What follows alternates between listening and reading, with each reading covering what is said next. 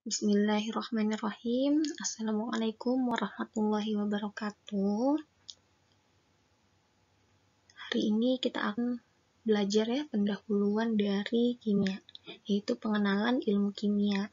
Jadi sebelum kita belajar lebih lanjut tentang apa itu kimia, kemudian ikatan apa aja yang terjadi di kimia, kemudian reaksi apa saja yang terjadi pada kimia, kita akan kenalan dulu apa sih kimia tuh.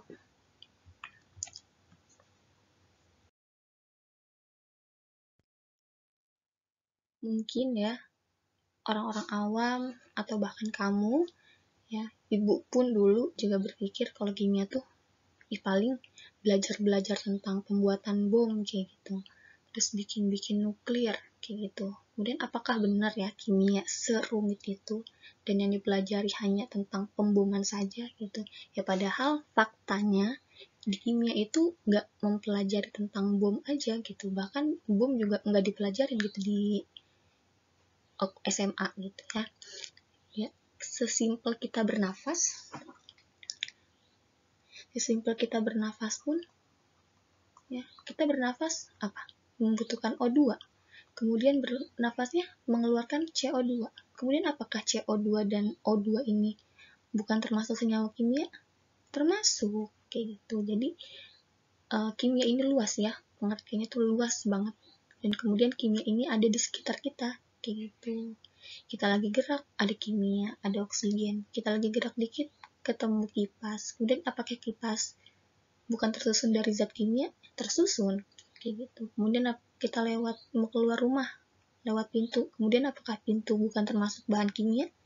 Termasuk, kayak gitu. Bahkan sesimpel kita minum, sesimpel kita minum itu kan komponen utamanya adalah air H2O. Bahkan sesimpel air yang tidak berwarna itu juga termasuk zat kimia. Jadi chemistry is all around you. Di mana-mana itu kimia. Kemudian apa sih pentingnya belajar kimia ya?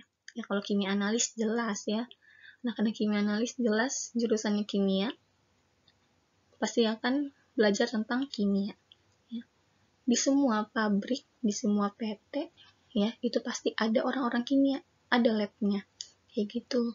Nah, lab ini itu nanti yang akan mengatur jalannya produksi kayak gitu. Jadi orang-orang produksi, misal produksi makanan, sudah sesuai belum komposisinya gitu, komposisi zat A, kemudian zat B, kemudian zat C-nya apakah sudah pas sehingga makanan yang didapat itu rasanya tepat, kemudian kegaringannya tepat, kemudian kerapatannya tepat kayak gitu. Itu kan orang-orang kimia yang ngatur komposisinya kayak gitu. Terus apalagi di lab makanan jelas, di kosmetik pasti bagaimana kemudian kerja kosmetik itu biar efektif pada wajah-wajah atau kulit-kulit orang yang jenisnya beda-beda. Misalnya kulitnya kering berarti butuh dehidrasi lebih. Kemudian yang kulitnya berminyak berarti butuh zat yang digunakan untuk mengikat minyak gitu.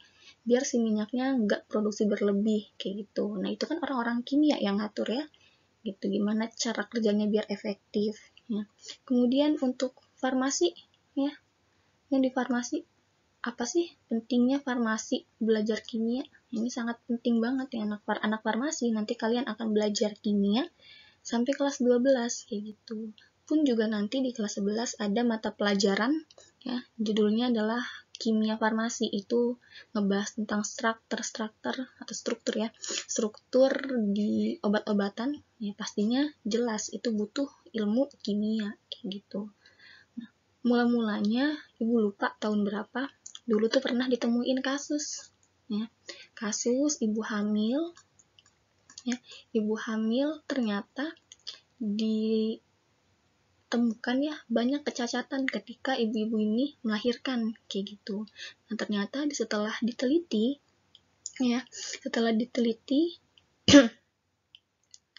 ibu-ibu hamil ini yang lahirnya cacat itu mengkonsumsi obat kayak gitu.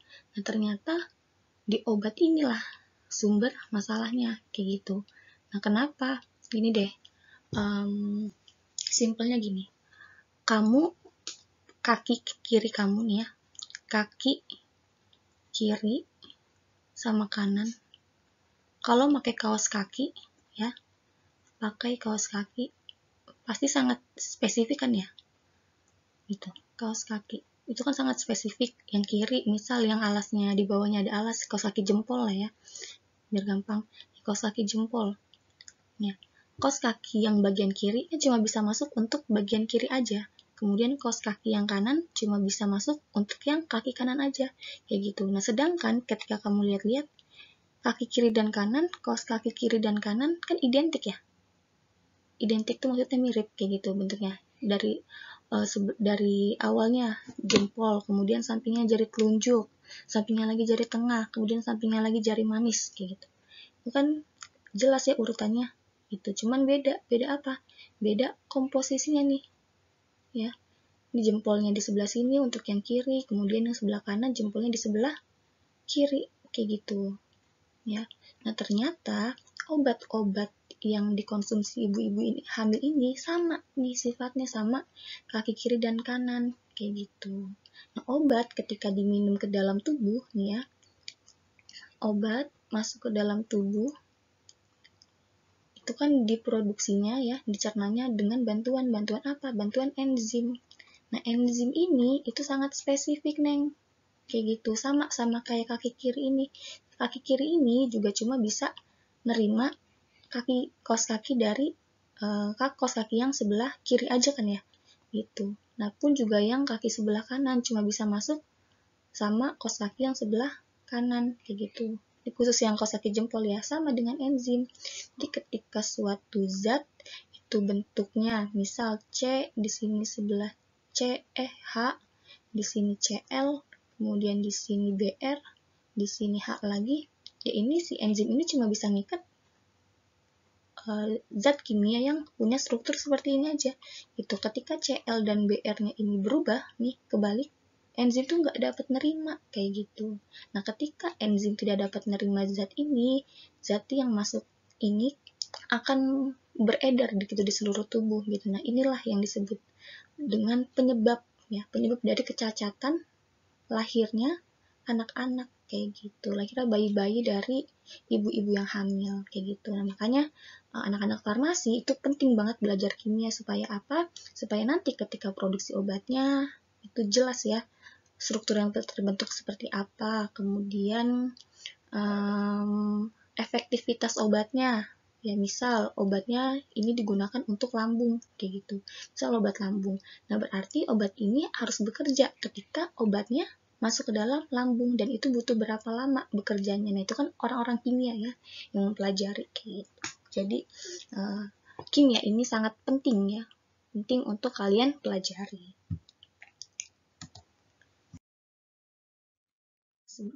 Kemudian apa sih kimia? Ya, kimia itu berasal dari bahasa Arab ya, yang artinya adalah perubahan benda atau zat. Jadi ada kata perubahan.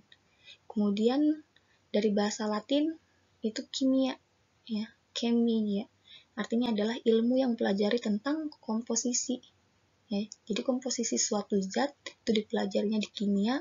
Kemudian perubahan-perubahan yang menyertainya ya, perubahan yang menyertainya itu juga kimia gitu. Beda ya sama fisika. Kalau fisika kan secara fisik aja, tidak terjadi perubahan gitu, dapat kita amati. Misal warna gitu, warna zat kan dapat kita langsung lihat gitu tanpa harus mengubahnya, mengubah bentuk menjadi bentuk yang lain ya.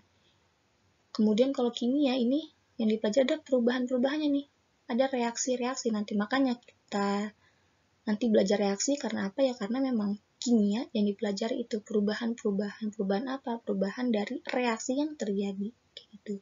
Dan komposisi juga nih, nanti kita akan belajar tentang struktur dari atom, kemudian struktur dari molekul gitu, kemudian komposisi dari suatu zat ya tentunya gitu. Kadar konsentrasi juga nanti kita bahas di kimia ya. Sedangkan ilmu kimia sendiri adalah cabang dari ilmu pengetahuan ya, dari IPA. IPA kan ada 3 ya, ada biologi, fisika, dan kimia. Ya, ini kimia merupakan salah satu cabang ya, yang mempelajari tentang komposisi, struktur, dan sifat serta perubahan zatnya serta energi yang menyertainya kayak gitu. Jadi di kimia itu benar-benar fokus tentang komposisi suatu zat ya, jadi lebih rinci lagi, lebih dalam lagi. Dan strukturnya ya, nanti kita akan belajar struktur dari unsur, struktur atom dan sifat-sifatnya ya, karena sifat suatu unsur, suatu zat itu kan beda ya, punya sifatnya masing-masing, sangat spesifik. Misal hidrogen ya, kemudian hidran gas klor itu kan punya sifat-sifat yang beda gitu. Selanjutnya setelah kita belajar pengertian kimia ya, selanjutnya adalah tentang materi. Jadi apa sih materi? Materi adalah segala sesuatu yang memiliki massa dan menempati ruang. Jadi ketika suatu zat tersebut menempati ruang, udah berarti materi. Jadi segala sesuatu di dunia ini pasti dia materi. Kayak gitu. Karena apa? Karena menempati ruang nih. Kamu sekarang lagi duduk misal di ruang tamu, di ruang belajar atau di kamar, ya. Itu kan ruang, ya. Ruang tersebut ada apa? Ada lemari, ada kursi, ada kasur, kayak gitu. Itu termasuk materi. Pun juga dengan gas-gas yang bertebaran di dalam ruangan tempat kamu berada, kayak gitu. Itu juga masuk ke dalam materi, kayak gitu.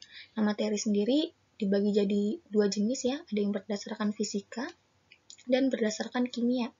Nah, kalau fisika itu kita kenal secara fisik ya, secara bentuk itu ada 3 jenis. Yang pertama ada padat, kedua ada cair, terakhir ada bentuknya gas gitu. Nah, sedangkan secara kimia ya materi itu juga sama, dibagi jadi 3 jenis. Tapi yang pertama ada unsur, kedua ada senyawa, dan yang terakhir ada campuran kayak gitu.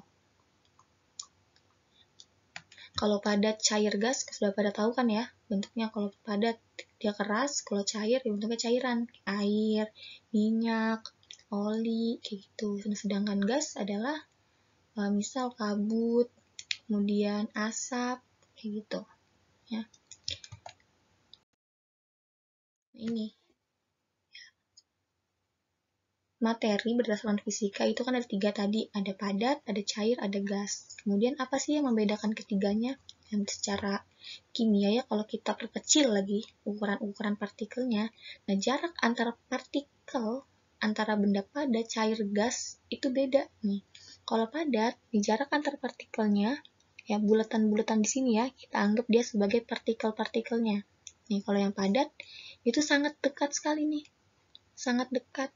Ya, makanya ikatan antar molekulnya, antar partikel itu kuat. Jadi bisa lah membentuk zat padat yang keras. Misal nih meja nih, ibu lagi ketok-ketok meja. Tuh, keras. Kenapa? Karena molekul, partikel, penyusun meja ini tuh deket-deket banget kayak gitu. Makanya bisa membentuk suatu zat padat. Kemudian kalau yang cair juga sama nih. Dalamnya pasti punya partikel-partikel. Nah, partikelnya ini agak berjarak dia. Itu makanya dia dapat berbentuk cair. Nah, sedangkan yang gas, ya jarak antar partikel sama nih jauh, tapi yang gas itu lebih jauh lagi. Gitu. Makanya si gas ini ya selalu menempati ruang penuh kemana-mana. Kenapa ya? Karena memang jarak antar partikelnya jauh-jauh dan partikelnya ini selalu bergerak bebas kayak gitu. Makanya gas itu adanya di mana-mana. Kemudian apa sih perbedaan ya? Perbedaan sifat dari materi berdasarkan bentuk, yaitu padat, cair, gas. Yang pertama gaya antar partikelnya nih. Yang tadi ya, kalau yang padat karena dia rapat-rapat, berarti gaya tarik antar partikelnya itu sangat kuat, kayak gitu. Makanya dia jaraknya dekat-dekat. Kemudian kalau yang cair kurang kuat, ya. Sedangkan yang gas lemah. Gitu. Makanya dia suka kemana-mana pergi-pergian si gas ini, karena ikatan ya, karena gaya antar partikelnya satu sama lain itu lemah. Kemudian gerak partikelnya kalau padat ya tadi karena dia padat mampet, jadi kan nggak bisa kemana-mana ya, jadinya tidak bebas. Kemudian kalau yang cair, karena dia berjarak, jadi agak bebas. Kemudian yang gas, ya, dia sangat bebas. Jelek banget tulisannya. Nih, letak partikelnya kalau yang padat berdekatan, kalau yang cair berjauhan,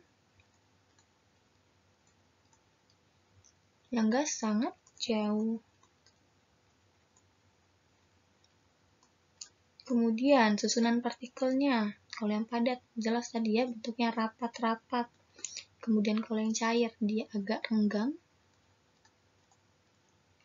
Kemudian kalau yang gas sangat renggang. Gitu.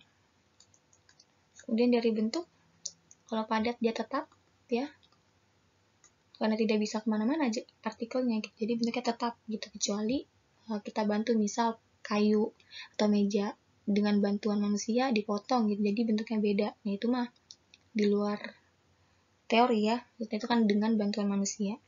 Kemudian kalau yang cair dia dapat berubah ya, berubah menempati tempat yang paling rendah ya. Air akan menempati tempat yang paling rendah kan ya, dia nggak mungkin air itu ngawang-ngawang di atas gitu. Kemudian kalau yang gas bentuknya berubah juga ya, apalagi gas ya mudah sekali berubah dan tidak punya bentuk yang tepat gitu kalau gas tuh. Jadi gas tuh sifatnya bentuknya menyesuaikan ruang aja. Misal di ruang yang bentuknya persegi ya udah bentuknya akan persegi gitu. Volume untuk yang padat dia tetap ya, kemudian yang cair juga tetap. Kemudian kalau yang gas volumenya itu dapat berubah-berubah. Kenapa? Ya karena volumenya yang menyesuaikan ruangnya. Dia lagi ada di ruang kelas yang besar, ya udah berarti volumenya ruang kelas tersebut. Kemudian gasnya dipindahkan ke dalam plastik ya. Plastik dipompa biar lebih kecil, ya bisa aja kayak gitu. Jadi berubah-berubah menyesuaikan tempat.